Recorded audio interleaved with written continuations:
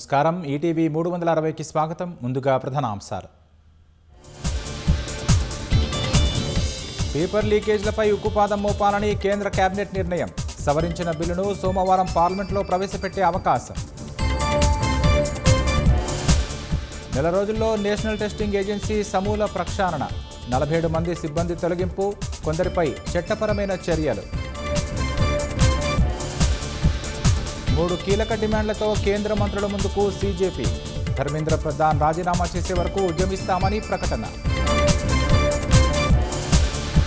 యువత పోరాటాన్ని మరణం చేయొద్దన్న బీఆర్ఎస్.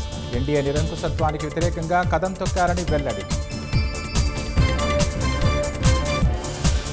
ఢిల్లీ నిరసనలో అసాంఘిక శక్తుల చొరబాటు. పార్లమెంటుపై దాడికి కుట్ర చేశారని బండి సంజయ్ ఆరోపణ. ప్యూర్ పరిధిలోని నివాస ప్రాంతాల్లోనే ఇందిరమ్మ ఇళ్లు. ఓఆర్ఆర్ లోపలి ప్రభుత్వ స్థలాలు గుర్తించాలన్న సీఎం. కాళేశ్వరం నిర్వహణపై కేంద్రానికి లేఖ రాయాలని సర్కారు ఆదేశం. జలశక్తి, ఎన్డీఎస్ఏ నుంచి సాంకేతిక మార్గదర్శకాలు కోరాలని సూచన. హిమాచల్ ప్రదేశ్ చంబాలో ప్రకృతి ప్రకోపం.